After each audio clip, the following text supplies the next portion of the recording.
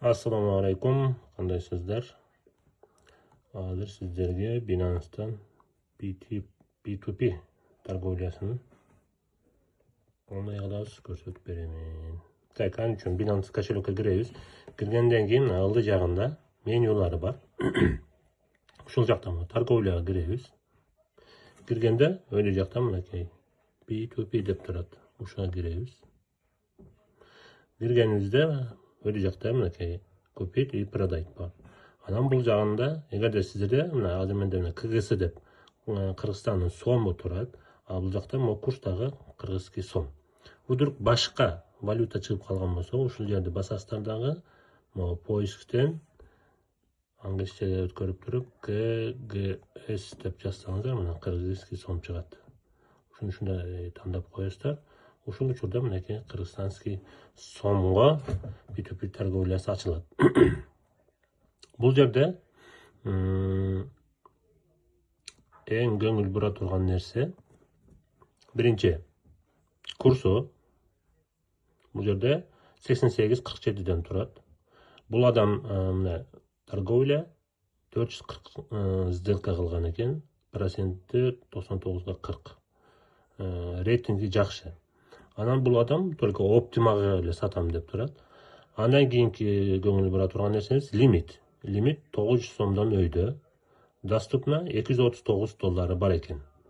Эгерде биз ушунча сумма ала турган болсок, же болбосо определенный бир 5000 сом, же 10 000 сом, же болбосо адан көбүрөөк сумма боло турган болсо, эмне ушу канча доступна акчасы бар, лимити канча, ошого карап туруп алабыз. Так. Бул жерден алды түшкөн сайын курсу кымбат болуп кете берет. Эгерде лимити көп боло турган болсо, же болбосо биздин акчабыз оптимада эмес, башка кошелекте боло турган болсо, анда башка картада боло турган болсо. Мисалы үчүн банк ODN'ге ушул сыяктуу башка картада боло турган болсо, анда акырын ылдый жакка түшө беребиз. Бул ограничение экен. Так. Алды жакка карап түшө беребиз. Жалаң оптиме чыгып атат. Мынакей могу жерде Бакай ODN'ге Ultimate Email Companion дейт. Мисалы үчүн сиздики Мбанк деп мисал кылайлы. Так, мынакей могу жерде Мбанк бар экен, бирок курс 88.59дан лимит 20 000 сомдон өйдө. Эгерде сиз 20 000 сомдон өйдөн суммада, мисалы үчүн 30 000, 40 000 же 50 100 000 дегендей сумманы ала турган болсоңуз, анда ушул адамдардан алсаңыз болот. А эгерде адан аз суммада ала турган болсоңуз, анда именно ошо лимитине карап туруп, мынакей могу жерде Optima ODN'ге 4 000 сомдон өйдө деп атат. Бул жерде дагы так Мбанк жок, могу жерде Мбанк бар экен, бирок лимит 50 000 сом деп атат. Бул жагында жок. Бул жагында Мбанк жок, монда Мбанк бар экен, мынакей бул жерде болсо курс ылдый түшкөн сайын кымбаттап кетип атат. Курс так 88.65ден лимит 1800 сомдон өйдө. Доступна $77 экен. Эгерде лимити туура келгени менен доступна суммасы да аз боло турган болсо, бир алганда эле бир эле адамдан сатып алганыңыз жакшыраак. Бирөөнөн $100, экинчиден $300 кылып майдалап бөлүп албастан, бир алганда бир эле адамдан алганыңыз жакшыраак. Так, айтайын сиздерге купитти мына көрсөттүм, андан кийин ким келсе мынакей продать. Эгерде сиздер наоборот издетүүнү сата турган болсоңуздар, анда дагы ушул немесине өтөсүздөр, продайтка өтөсүздөр. Бул жерде болсо биринчиге кирбейсиздер. Булар мейкерлер өтө арзан баада коюп койгон. Андан кийинкилерин карайсыздар. Бул жерде да лимитке карайсыздар, курска карайсыздар. Эми бул жакта продайтта эң үстүнкүсү эң кымбат баа болот. Ылдый түшкөн сайын курс мына арзандап кете берет. Андан кийин бул жакта да мисалы үчүн сиз Optimага каалайсызбы, же Мбанкка, же ODN'ге, кайсы картаңызга акчаны которуп беришин каалайсыз. Ошого карап туруп, бул жактан сатканга кире бересиз. Бул жакта да мисалы үчүн алайлы, сизде $100 бар. $100 сомго айлантырышыңыз керек. Картаңызга сом болуп түшүш керек. Анын үчүн эмне кылабыз? Так, картаңыз мынакей Мбанк болсын, Мбанкте мынакей бар. Курсда сіздерге ылайыктуу лимит жакшы 2000 сомдон өйдө. Бирок доступна 36 доллар сатып алам деп атат. Бул уже бизге жетпей калды. Кийинкиси Мбанк деп атат, бирок 11 000 сомдон өйдө. Доступна 135 доллар сатып алам деп атат. Сиздин сатуучу акчаңыз 150 доллар. Лимитке жетпей калып атат. Дагы ылдый түшөбүз. Кийинкисиники 61 доллар деп атат. Тоже жарым сатып жарым калып калат. Лучше бир эле сатканыңыз жакшы мына. Андан кийинкинде мына Мбанкка бар. Лимит 900 сом. Курс 88.11ден доступна 617 доллар сатып алам деп атат. Ушул адамга кирип туруп алды саттык кылсаңыздар болот. Так. Азыр эми сиздерге так. Давайте мына жерден бир адамга сатканды көрсөтөйүн. Саткан ушунда. Окей, продажга киребиз.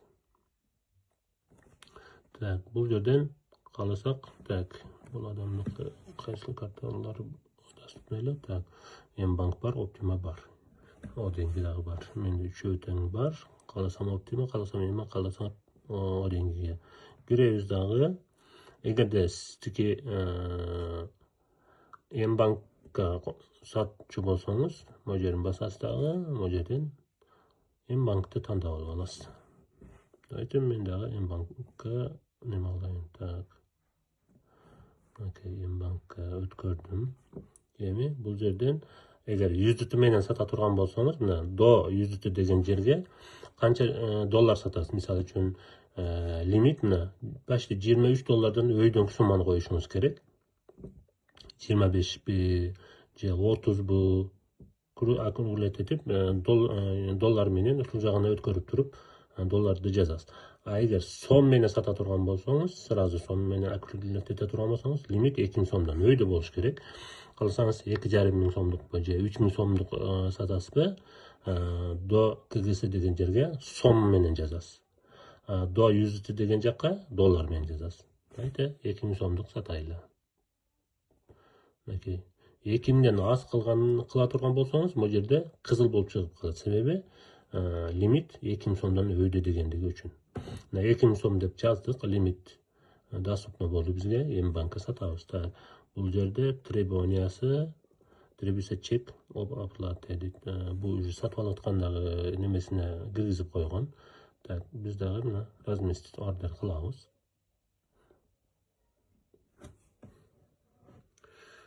Так, бул адам немеде дейт.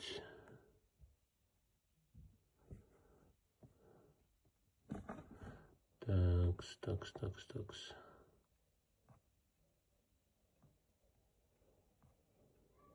Давайте маны көрсөтөйүн. Сатууга киребиз. Мбанк. Так. Бул жакка 900 сомдон өйдө. Давайте 1000 сомдук сатып көрсөтөйүн сиздерге. Разместить ордер.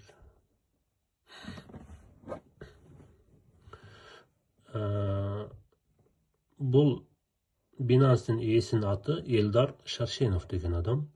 Бизге да акчаны которгондо именно ушул шоттун ээсинен акча түшүш керек. Анын үчүн биз чатка киребиз. Чатка кирип бул адам менен сүйлөшөбүз. Так, бул сразу автоматически сообщение коюп койгон.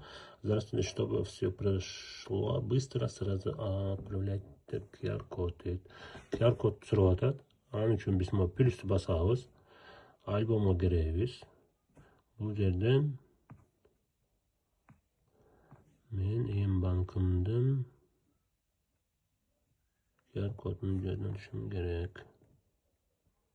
Так, меники отправить.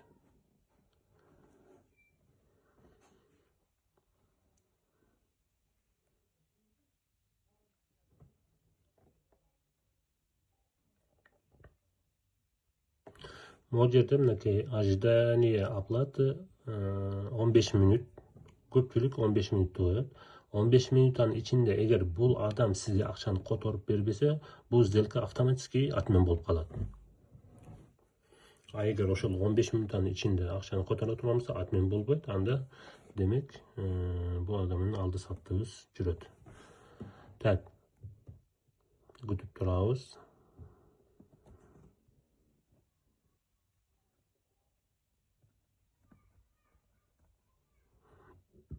Бул адам онлайн, бирок немесине пока келген жок. Биздин сообщение пока окуган жок.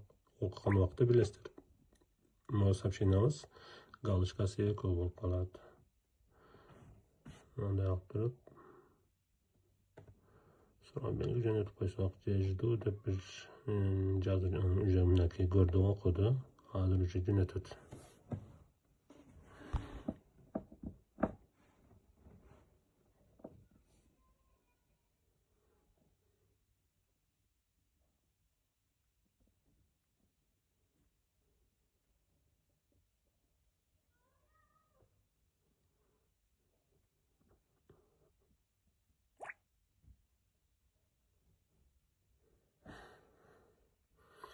Уже акчаны которду. Так, бул жактан чыгабыз дагы. Эми банкка кирип, тиги кнопканы басканда, акчаны котордум деген кнопканы басканда, сиздер сразу подтверждение кылып койбоңуздар. Мбанк кайсы картаңыздарга акчаны которду, ошол жакка кирип туруп, акчаны текшерип караңыздар. Акча уже келип түштүбү? Түшкөндөн кийин гана, мынакей түшөптөр, Элдар дегенден, так, акчанын түшкөнүн көргөндөн кийин гана биз бул жакка кирип, мына уже бизге чекти да жөнөттү. Жакшы. Платеж получен деген кнопканы басабыз. Я проверил, подтверждаю, что оплата на сумму 1000 сом получена Элдар Шершеновдон. Ушул кнопканы басабыз, подтвердить басабыз.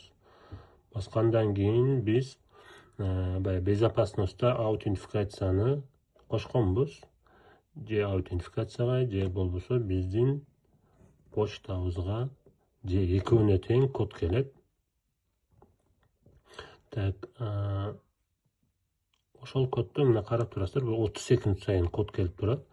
Бүтүп калып аткан болсо, кичине күтөсөз, жаңысы чыккандан кийин ошол коддун үстүнө бир бассаңыз копировать этет, кайра киребиз. Бул жакка ставить этебиз.